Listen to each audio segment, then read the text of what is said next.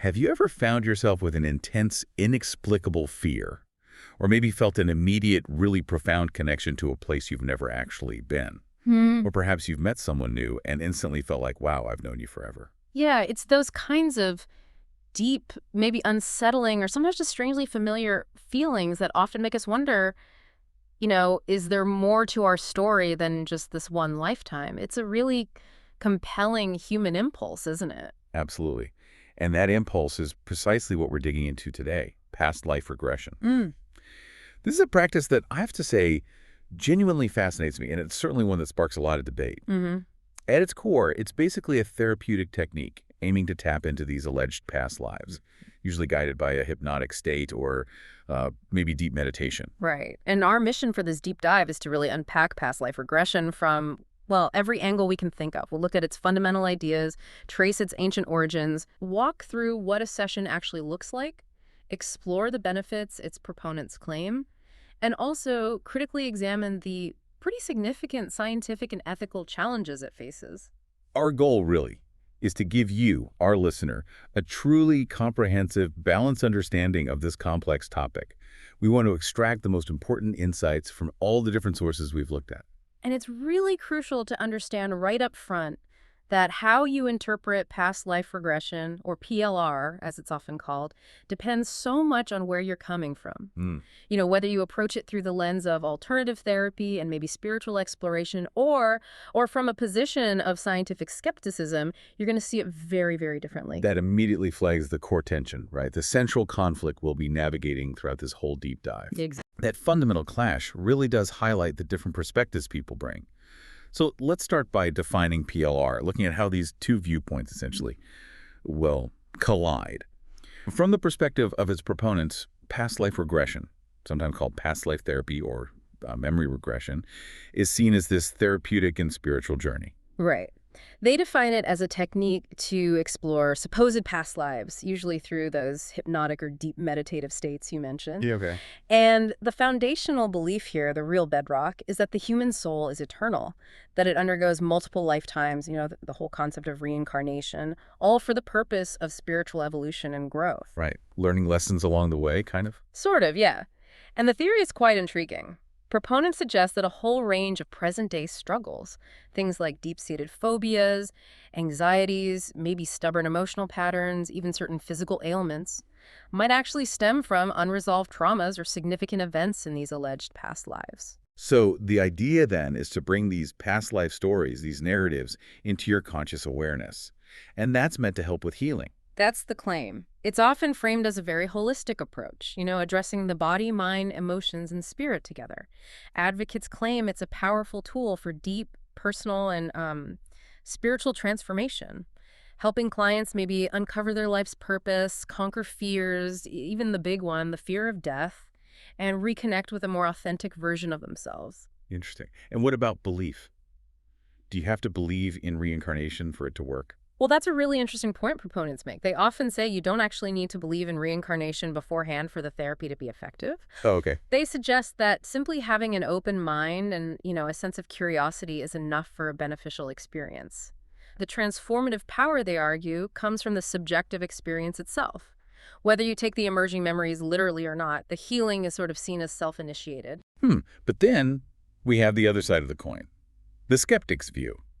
And it sounds like mainstream science, medicine, psychology. Yeah. They largely dismiss PLR. Oh, absolutely. It's generally seen as unscientific, highly controversial. For instance, major professional bodies like the American Psychological Association, the APA, they don't recognize it as a legitimate therapeutic method at all. Right. So from their perspective, what are these memories then? Well, from that more skeptical stance, these so-called memories aren't genuine recollections. Not at all. They're viewed as complex psychological constructions. Things like fantasies, maybe delusions, or most commonly what psychologists call confabulation. Confabulation. What's that exactly? It's essentially the unconscious fabrication of memories to fill in gaps. Your brain creates a story without you realizing it's not a real memory. And these constructions, skeptics believe, are sourced from various places. The client's own imagination, maybe forgotten information. There's a term for that. Cryptomnesia. Cryptomnesia, like hidden memory. Exactly. Stuff you read or saw years ago and forgot. Also, imaginative role-playing and, crucially, implicit or explicit suggestions coming from the hypnotherapist. Ah, okay, so the therapist's influence is a big concern for critics. A huge concern. And this leads directly to some significant ethical worries. Critics highlight the fact that the core hypothesis, reincarnation, remains unproven scientifically. And there's a very real, well-documented risk of accidentally implanting false memories in individuals who are in a vulnerable, highly suggestible state under hypnosis. Wow, okay, that's serious. It really is. And this is where the real complexity emerges, you see. Proponents tend to define PLR primarily by its purpose, the healing, the personal insight, and by the client's subjective, often transformative experience. For them, that experience itself validates the whole process. Right, the feeling is the proof. In a way, yes. But critics, they focus laser-like on its methodology and its complete lack of empirical validation. They demand objective scientific evidence for its core claims, which they argue is just entirely absent. So it's not just a simple disagreement over facts. No, not at all. It's a fundamental clash over what even counts as legitimate evidence for a therapeutic claim, a real collision of worldviews. That's a really insightful way to frame that inherent conflict. And it makes you wonder, given these modern interpretations and debates, how far back do these ideas actually go? Because this practice, while it feels quite modern in some ways, actually seems to have incredibly deep historical roots. Oh, absolutely. The ideas underpinning it are ancient. Let's trace that history then, from ancient wisdom to its modern form. Where do we start? I guess with the ancient origins of karma and rebirth in the East. Precisely. The concept of reincarnation, this cyclical journey of the soul through birth, death, and rebirth, what's known as samsara, is absolutely foundational in several of the world's oldest spiritual traditions. You see it strongly in Hinduism, Buddhism, and Jainism. And that's tied into karma, right? The whole cause and effect thing. Intricately linked, yes. Karma is that principle where actions in one lifetime determine the conditions of future lives. And what's fascinating is that this isn't just abstract philosophy. There were actual practices. The Hindu sage Patanjali in his Yoga Sutras, we're talking way back, maybe 2nd century BCE, described a process called pratiprasava. Pratiprasava. Yeah, it literally means something like reverse birthing. It involved consciously regressing through the accumulated impressions, the samskaras, of past lives to resolve the karmic roots of present suffering. Wow. So even back then, there was this idea of going back to fix things. In a sense, yes, but for a very different ultimate goal. Similarly, in Jainism, there's Jati Smaran, which is the remembering of past lives, practice for spiritual purification and ultimate liberation from the cycle. The key thing is, in these ancient contexts, recalling past lives was seen as a really advanced spiritual discipline, aiming for liberation, moksha, or nirvana, not just, feeling better in this life. That's a critical distinction. Yeah. So how did we get from that profound spiritual quest for liberation to something you might do in a therapist's office today? Well, fast forward quite a bit. We see a revival of reincarnation ideas in the Western esoteric tradition during the 19th century. It really gained traction in spiritualist and esoteric movements. Who were the key figures there? People like the French educator Allan Kardec, who founded Spiritism. He systematically detailed this idea of spirit evolution through multiple incarnations in his Spiritist codification in the 1850s and 60s. Okay. And around the same time, you have Helena Blavatsky, a co-founder of the Theosophical Society. She introduced some really pivotal concepts in her book Isis Unveiled from 1877. She talked about these indestructible tablets of the astral light that supposedly recorded all of history. Astral light, like a cosmic hard drive. Kind of. That idea, combined with the Sanskrit term akasha, which means something like ether or space, eventually led to the popular concept of the Akashic records. Ah, the Akashic records. I've heard of those. Like a giant library in the sky holding everyone's past lives. That's the popular image, yeah. A sort of cosmic library where all forgotten past life information could theoretically be accessed.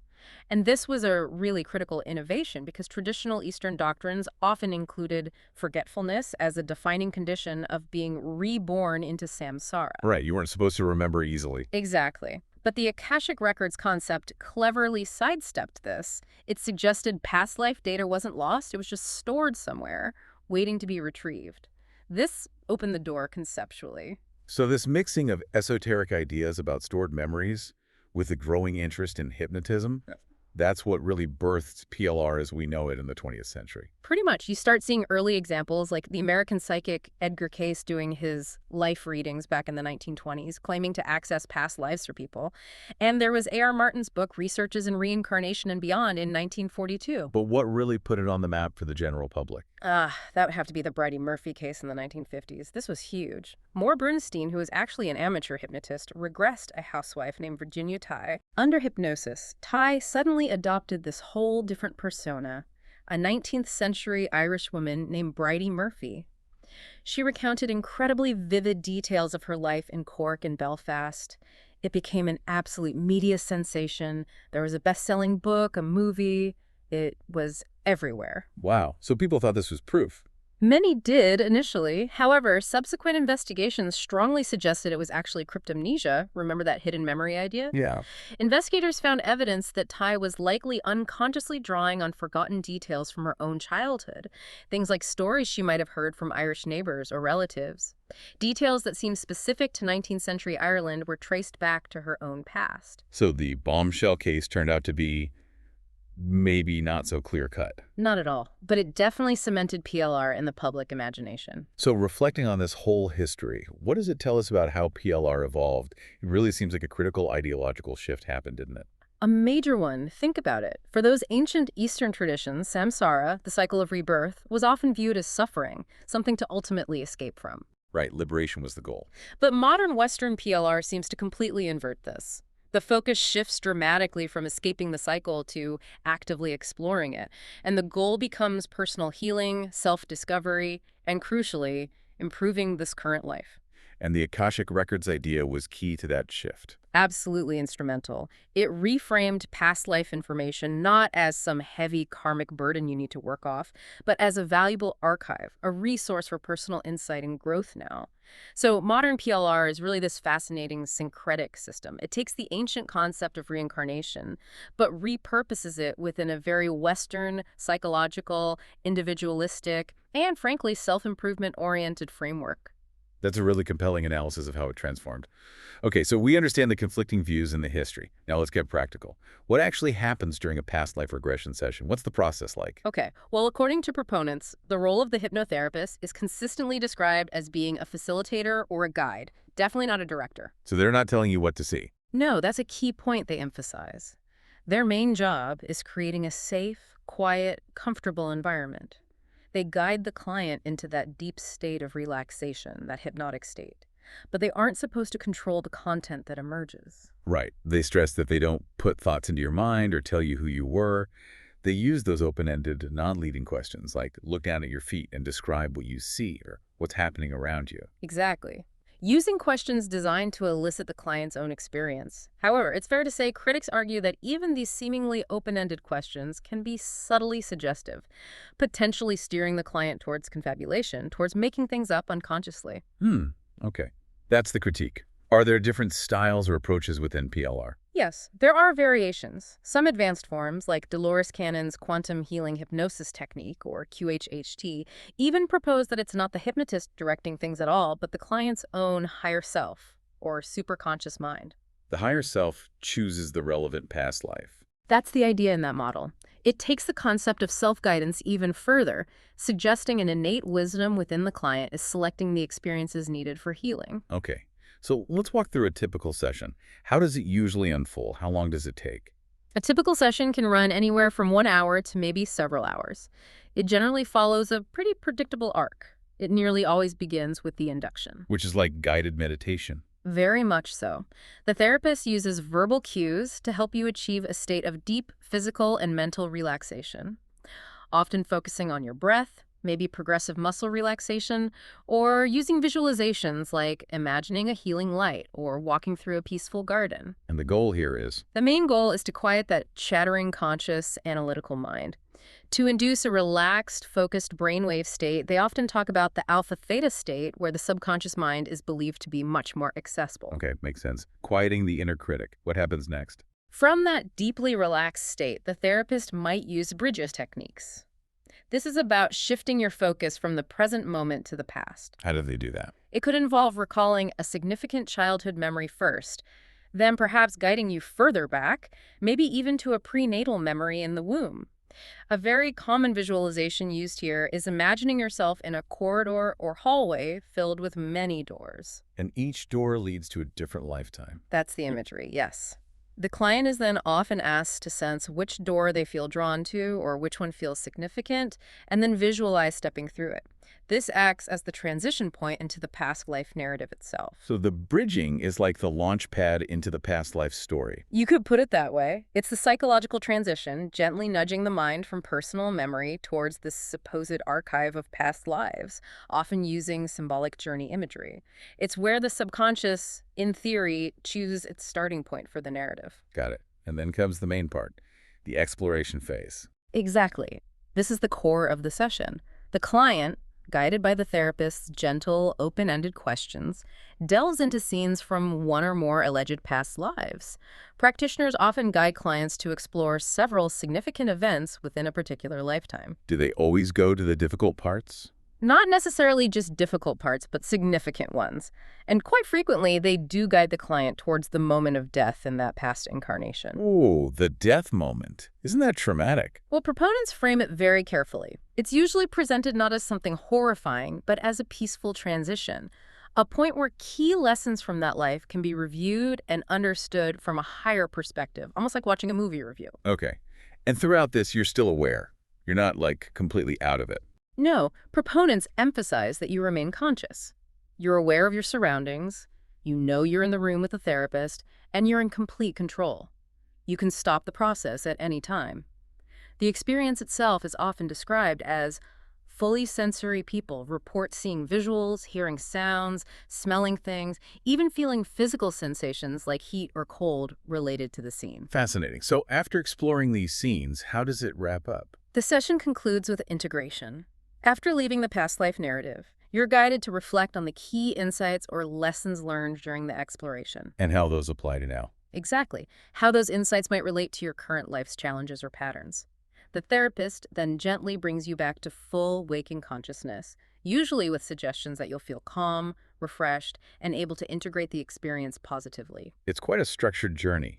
What's particularly compelling here, thinking about it from a psychological angle, is how the entire session can be understood as this really powerful narrative creation engine. That's a great way to put it. It seems designed to systematically disengage the analytical, critical functions of your conscious mind, Right. while simultaneously activating the imaginative, associative functions of the subconscious. The therapist provides the structure, the prompts, essentially inviting the subconscious to generate content, to weave a story. Yes, and think about that common feeling of doubt. Clients often report, especially first-timers, that feeling of, am I just making this up?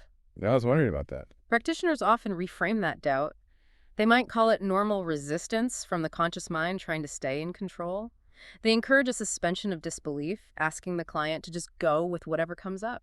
And the emotions. People often report very strong emotions. It's absolutely intense, seemingly authentic emotions, joy, sorrow, anger, fear often emerge.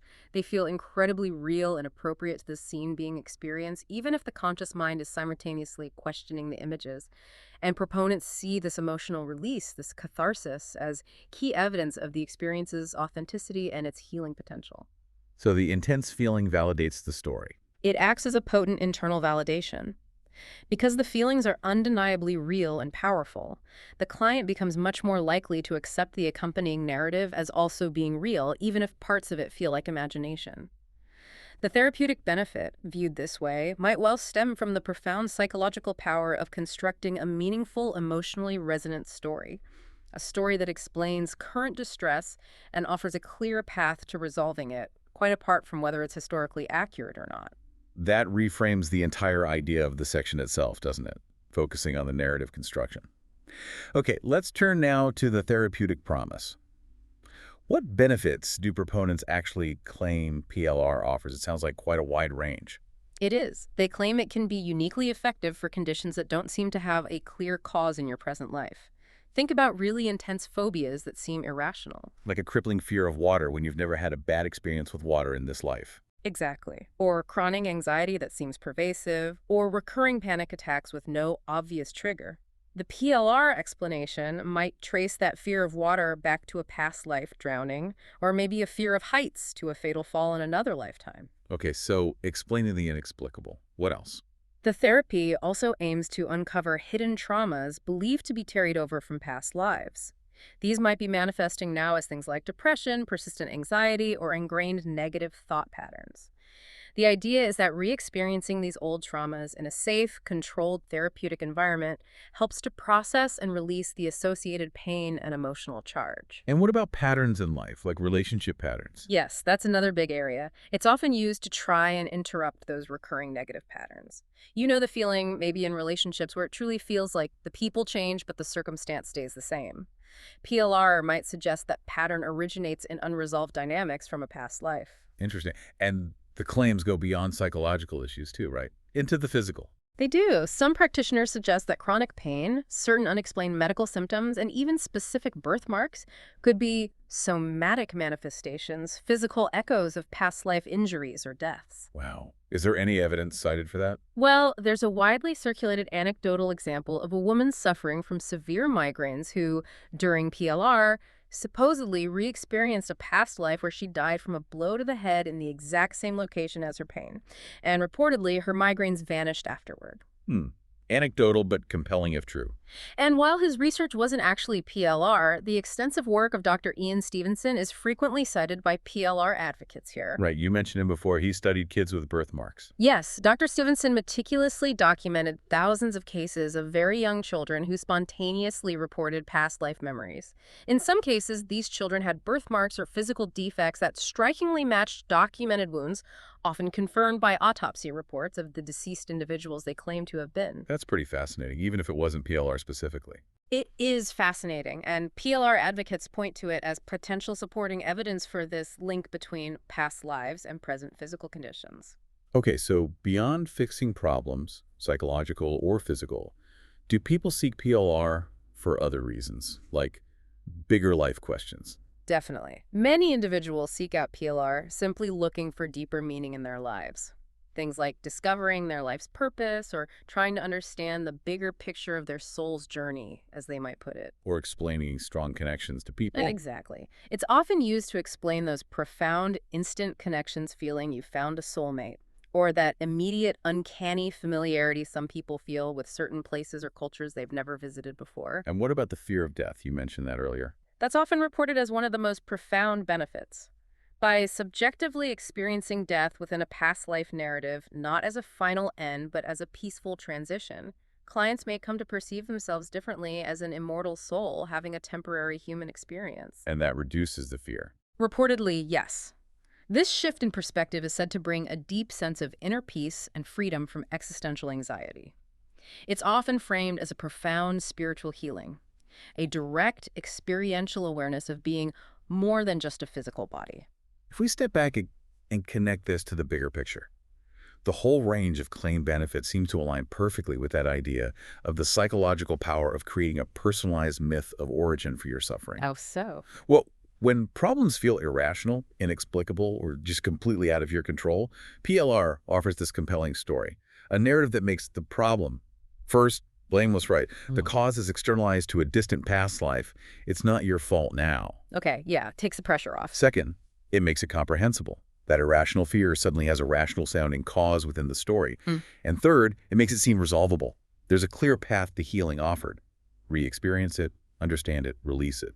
So it provides a framework for making sense of things. Exactly. Quite independent of whether the past life story is factually accurate. That's a really powerful recipe for therapeutic change, isn't it? The session essentially helps the client construct a powerful personal myth and provides a ritual, the regression itself, for overcoming their distress. That's a compelling psychological interpretation, but while undeniably fascinating, this is precisely where the scientific scrutiny really kicks in hard. The core premise of PLR, that it recovers genuine historical memories, is based on a model of memory that cognitive science largely rejects now. You mean memory is a perfect recording device? Exactly. Modern cognitive science has overwhelmingly shown that memory is not like a video camera, faithfully recording events. Memory is fundamentally reconstruction, not simple retrieval. Reconstruction, meaning Meaning every time you recall a memory, you're actively rebuilding it. And that process is highly susceptible to influence from your current beliefs, your emotions right now, and any external suggestions you might receive. Memory is inherently malleable, changeable, and frankly, fallible. So from this scientific viewpoint, the memories that pop up during PLR aren't actually from a past life at all.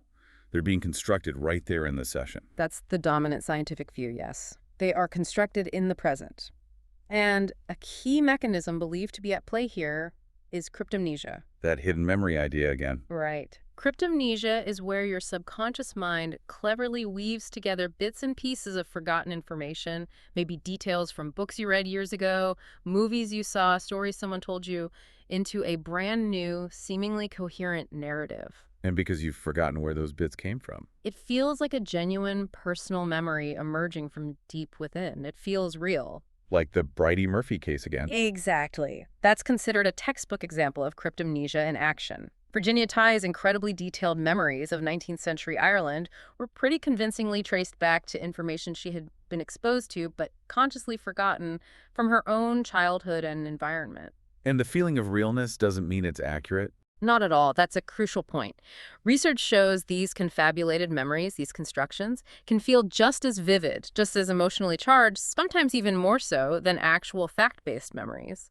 So that intense feeling of certainty isn't a reliable indicator of historical accuracy. Okay. And the role of hypnosis itself is central here too, isn't it? Both for PLR and for the critique. Absolutely central.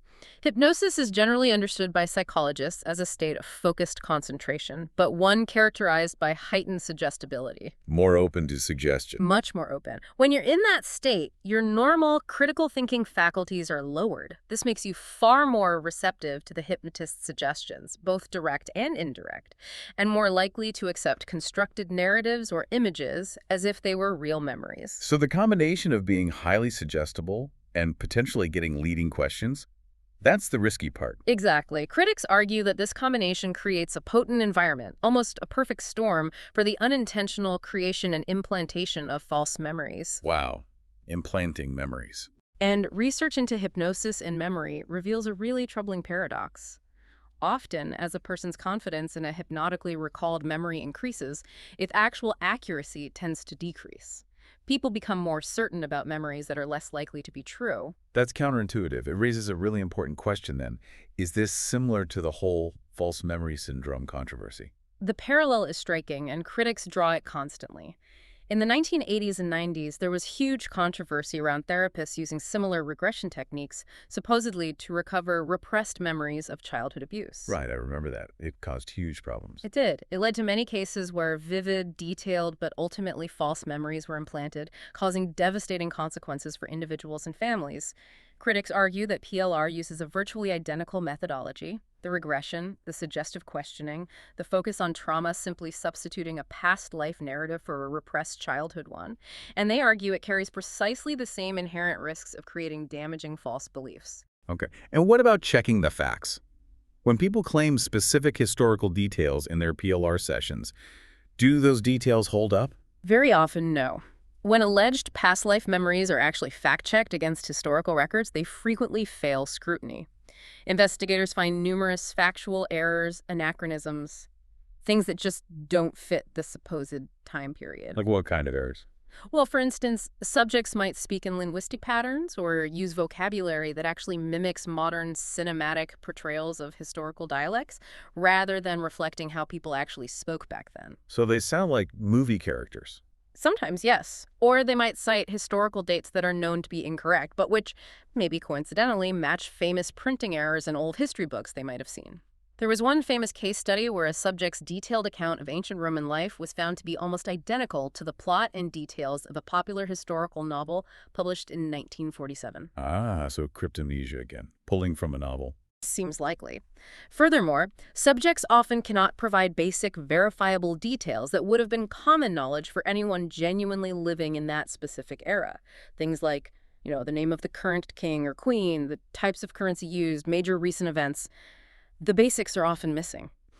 So based on all this, what did researchers conclude? Well, researchers like the late Nicholas Spanos, who studied this extensively, concluded that these past lives are not memories being retrieved at all. He argued they are elaborate social constructions. Essentially, a form of imaginative role-playing where the subject acts as if they were someone else from the past, guided by the therapist's expectations, their own imagination, and broader cultural knowledge about history. They are, in his view, created in the present, not retrieved from the past. That scientific perspective really does dismantle the core claim of retrieving actual memories. It's fascinating to see how that lens changes everything. So given this controversy, who are the key figures that really brought PLR into the mainstream, making it so popular today? Well, arguably the single most influential figure in popularizing PLR for the modern public is Dr. Brian L. Weiss. Weiss, right? Many lives, many masters. That book was huge. Absolutely huge. And part of its power was Weiss himself. He wasn't some fringe figure. He was a conventionally trained psychiatrist, educated at prestigious institutions like Columbia and Yale. His 1988 bestseller told this compelling story. His own story, right? Yeah, being a skeptic. Exactly. It presented him as this skeptical, traditionally trained psychiatrist whose entire worldview was completely shattered by his patient, whom he called Catherine. Under hypnosis, she spontaneously started recalling these vivid past life traumas, and remarkably, her debilitating present-day symptoms reportedly disappeared. And didn't she also channel messages? Allegedly, yes. She also supposedly channeled profound spiritual wisdom from entities she called the Masters. Weiss's personal journey, his narrative arc from rigid skepticism to wholehearted belief, was a central and incredibly persuasive part of the book's appeal. His subsequent books continued exploring similar themes, like past life connections with soulmates and more therapeutic applications. You definitely made it accessible. Who else has been really significant in this field? Another incredibly influential figure is Dr. Michael Newton. He was a counseling psychologist who really pioneered a specific niche within this area, something called life between lives regression, or LBL. Life between lives, so not the past lives themselves. Exactly. While Dr. Weiss focused primarily on exploring the past lives, Dr. Newton's groundbreaking research, documented in books like Journey of Souls and Destiny of Souls from the 90s and 2000s, concentrated specifically on the period the soul allegedly spends in the spirit world between physical incarnations. What did people report from that state? Newton compiled thousands of case studies from clients in very deep hypnosis who described remarkably consistent and highly detailed accounts of the afterlife or interlife period. Things like being greeted by spiritual guides, undergoing a life review, reconnecting with their soul group, and even participating in the planning of their next life, including the challenges they'd face. Wow, that's incredibly detailed. Who does that appeal to? His work has particularly resonated with the large and growing spiritual but not religious demographic. It offers a kind of structured, non-dogmatic spiritual cosmology. Now, you mentioned Dr. Ian Stevenson before, the psychiatrist who studied children's spontaneous memories. It feels crucial to highlight the distinction between his work and what Weiss and Newton do. Absolutely crucial. While PLR advocates often cite Stevenson's research as supporting evidence, his methodology was fundamentally different, and he himself was critical of hypnotic regression for past lives. How was his approach different? Stevenson's decades of research at the University of Virginia did not involve hypnotic regression in adults at all. He focused exclusively on cases of spontaneous recall in very young children, usually between the ages of 2 and 5. These were kids who just started talking about a previous life without any prompting. And he verified the details. Meticulously. He documented thousands of these cases worldwide, traveling extensively to interview the children, their families, and then attempting to track down and independently verify the specific, often obscure details the children reported about the deceased person they claimed to be. Sometimes this included matching unusual birthmarks or defects on the child to documented wounds, like autopsy reports of the deceased individual. That's serious research. What did he think about using hypnosis for this? Stevenson himself was deeply skeptical of using hypnosis to try and access past lives. He argued it rarely, if ever, evoked genuine memories, and far more often led to fantasies, confabulation, and therapist suggestion playing a role. So he wouldn't endorse PLR as a method? Not in the way it's typically practiced. He also made another critical observation that contrasts sharply with PLR claims. He noted that while the children he studied often did have phobias clearly related to the traumatic way their alleged past life ended, like a fear of water after drowning, simply remembering the past life event did not cure the phobia. Oh, that's huge. Because PLR's main claim is that remembering is the cure. Exactly.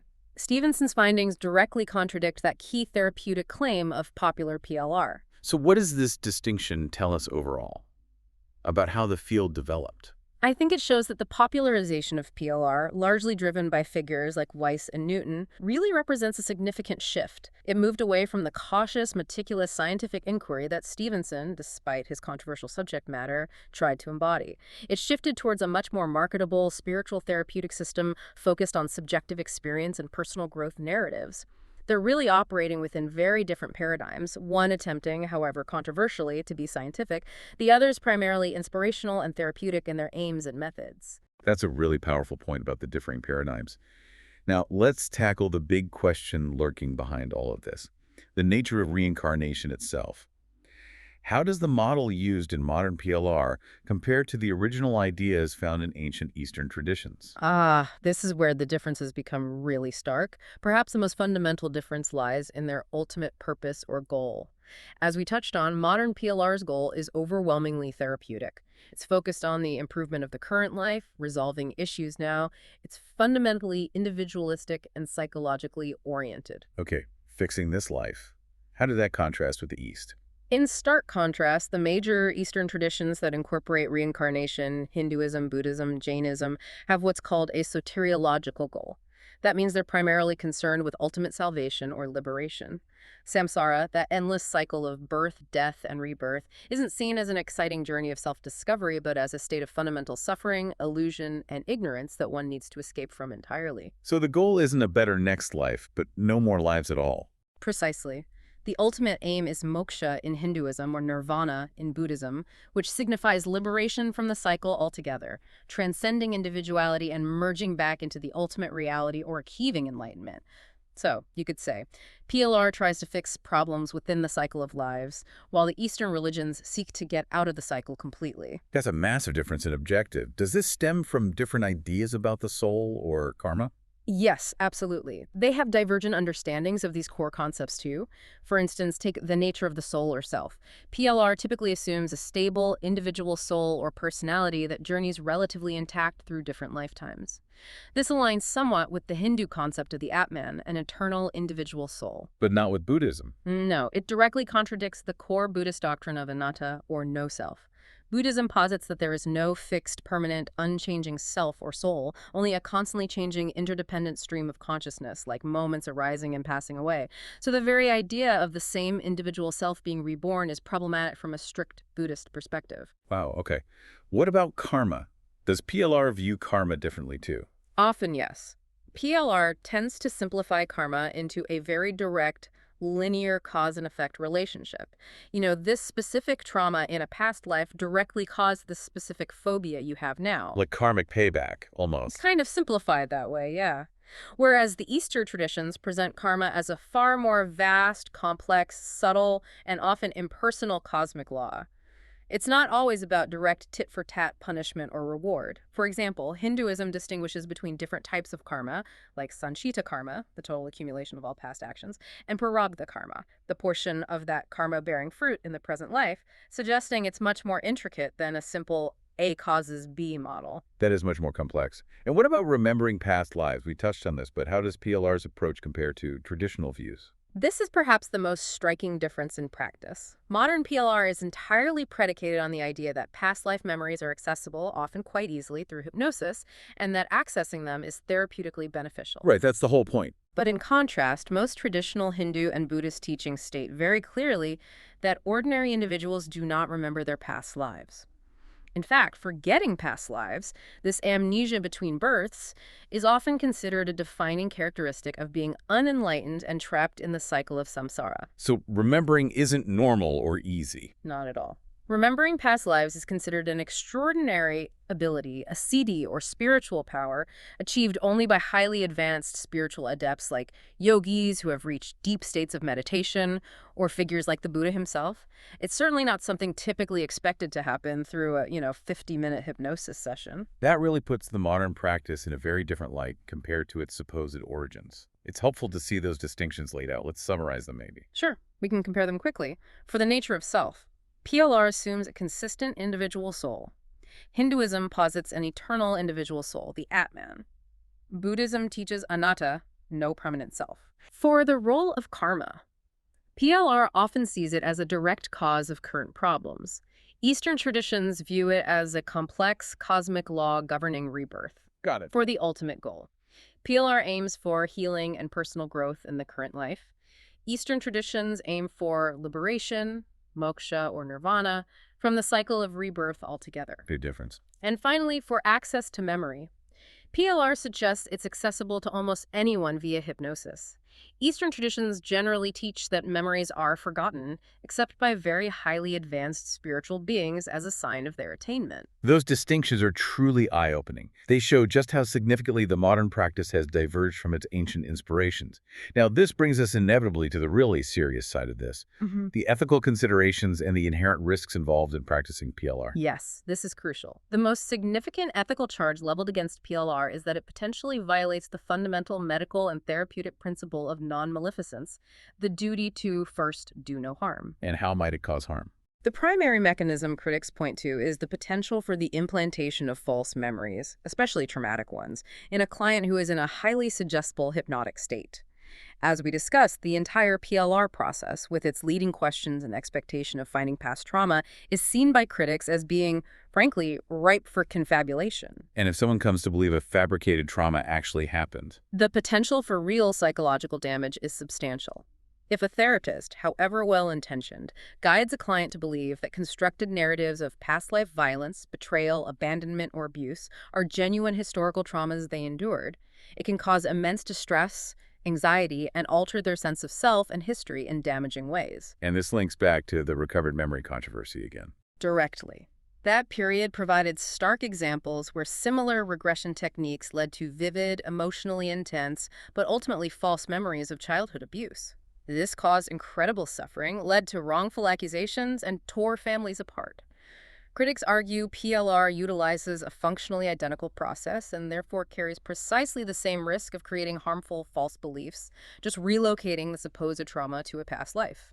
Are there other documented risks besides false memories? While seemingly rare, there are documented cases in the literature where the induced previous personality accessed during a regression session does not fully recede afterward. This can leave the individual feeling disturbed, fragmented, or in an altered state, causing significant distress. That sounds quite concerning. Okay, so the risk of harm is one major ethical issue. What else? A second core ethical objection centers on the principle of autonomy. This is a cornerstone of medical and therapeutic ethics, which requires that clients must have all the necessary accurate information to make truly free and informed decisions about their treatment. Informed consent, basically. And how does PLR potentially violate that? The problem arises because PLR is fundamentally based on the hypothesis of reincarnation, a metaphysical belief that is not supported by scientific evidence, and, from a rigorous scientific standpoint, faces what critics call insurmountable conceptual problems. So therapist presents reincarnation as fact. Exactly. If a practitioner presents reincarnation as a factual basis for the therapy, rather than clearly stating it's an unproven hypothesis, a spiritual belief, or a metaphorical framework, they fail to provide the client with a complete, unbiased picture. Without being fully informed about the lack of scientific evidence, the ongoing controversy, and the alternative psychological explanations, like confabulation, critics argue that true informed consent is impossible. The client isn't making a fully informed choice, which is seen as a direct violation of their autonomy. That makes sense. Are these risks made worse by lack of regulation? Who oversees PLR practitioners? That's another major contributing factor to the ethical concerns. There's generally a lack of specific government regulation and standardized professional oversight for hypnotherapy, and especially for PLR, in many parts of the world. So anyone can basically hang up a shingle. In some places, yes, or with minimal training. This regulatory vacuum allows individuals with wildly varying levels of training and competence, ranging from extensively trained clinical psychologists or psychiatrists to people who've just completed a short online course to market themselves as PLR therapists. Which makes it hard for the public to know who is qualified. Incredibly difficult, and it significantly increases the likelihood of unethical or incompetent practice occurring. Things like using overtly leading questions, misinterpreting normal imagination as historical fact, or mishandling the intense emotional catharsis that can arise during sessions, potentially leaving the client worse off.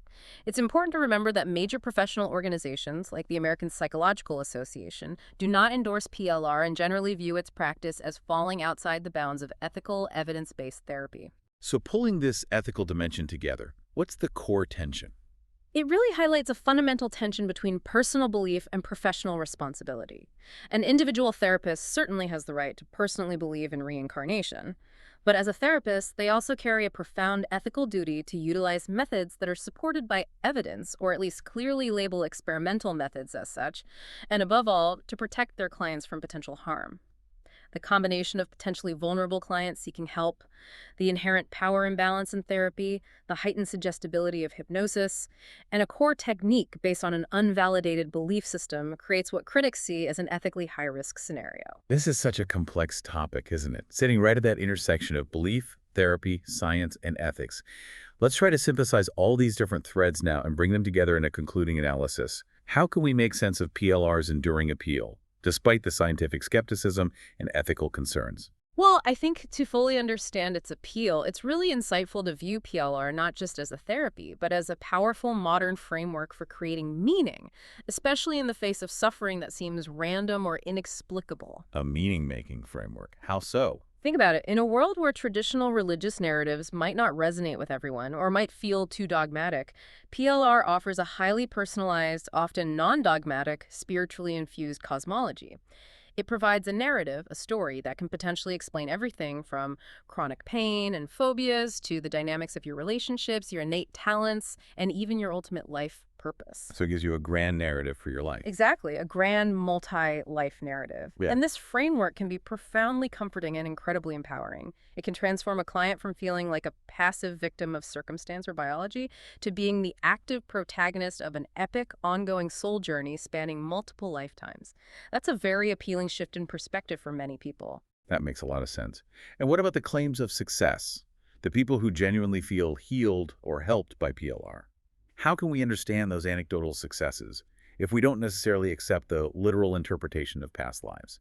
That's a great question. We can actually understand many of those reported successes through well-established psychological principles without needing to invoke actual reincarnation. Oh, yes. Well, first, there's the powerful concept of narrative healing we touched on earlier. The human mind fundamentally seeks coherence. We need stories to make sense of our experiences. Constructing a clear, coherent story to explain confusing feelings or troubling symptoms is, in itself, profoundly therapeutic.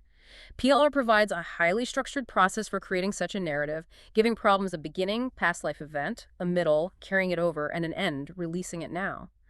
This narrative coherence can dramatically reduce anxiety and provide a sense of control. Okay, the power of story. What else? Then, of course, there's the undeniable power of the placebo effect, or perhaps more accurately, response expectancy. PLR is absolutely rich in elements known to enhance these effects. You often have a charismatic practitioner the client trusts. There's a detailed and often dramatic ritual, the hypnotic session itself. There's a compelling explanatory model offered for the client's suffering. And crucially, there's often strong client expectation and hope for a positive outcome. All these factors can powerfully activate the mind's capacity for self-healing. Right. Belief and expectation are powerful healers. Any other mechanisms? Yes, we can also think about guided imagery and symbolic desensitization. From a certain perspective, a PLR session can be seen as an intensive form of guided imagery. This is similar in some ways to techniques used in therapies like EMDR or exposure therapy for trauma and phobias. By confronting a feared or traumatic scenario, the past life story, in a safe, deeply relaxed state, the emotional power associated with that fear or trauma can be significantly reduced or neutralized. The past life itself might even function unconsciously as a potent symbolic representation of the client's core fear or inner conflict. Resolving the symbolic conflict in the imagery can lead to genuine emotional relief and behavioral change in the present.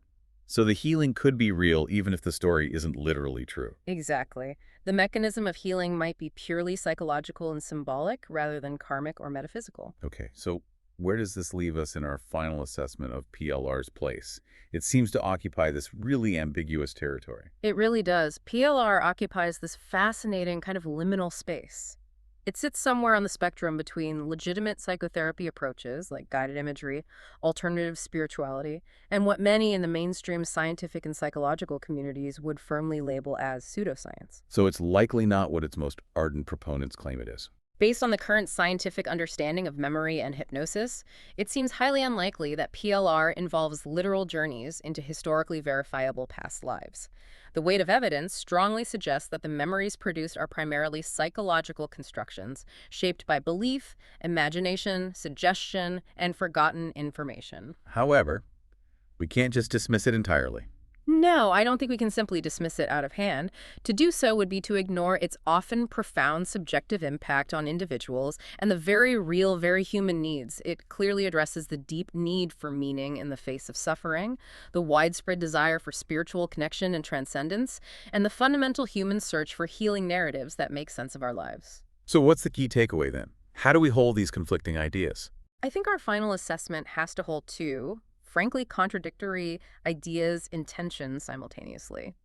On one hand, PLR's foundational claims about retrieving actual past life memories lack credible scientific validation, and its methodology carries significant, well-documented ethical risks, particularly concerning the potential creation of harmful false memories. But on the other hand, The experience of PLR can be subjectively powerful, meaningful, and for some individuals, genuinely therapeutically beneficial.